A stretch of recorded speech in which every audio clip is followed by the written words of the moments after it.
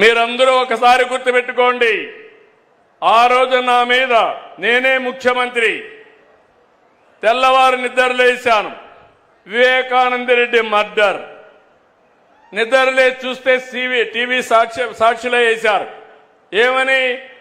గుండెపోటుతో వివేకానంద రెడ్డి చనిపోయాడని. నేను కూడా నమ్మాను, పాపం అనిపించింది. సాయంత్రం అయింది, పోస్ట్ మార్టం చేశాం. అది కూడా ఆయన కూతురు అడిగింది.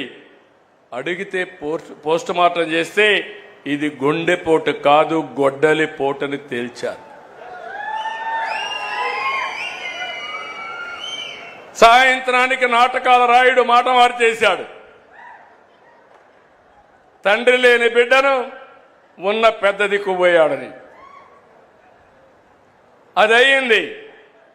తెల్లవారి నిద్రలేస్తానే సాక్షి పేపర్ ఒకసారి మీరు గుర్తుపెట్టుకోవాలి. నారాసుర రక్త చరిత్ర నా చేతిలో కత్తి పెట్టి నా జీవితంలో ఊహించని సంఘటనది. నేను రాజకీయం చేస్తాను గాని రౌడీల గుండెల్లో రైళ్లు పరిగెత్తిస్తాను గాని సంఘ విద్రోహ శక్తులను అణిచివేస్తాను గాని ప్రాణానికి కూడా లెక్క పెట్టుకోను గాని నేను నేరాలు చెయ్యబోనని మీ అందరికీ హామీ ఇస్తున్నా. అది నా నిజాయితీ, అది నా యొక్క జీవితం అంతా కూడా మీరు చూశారు.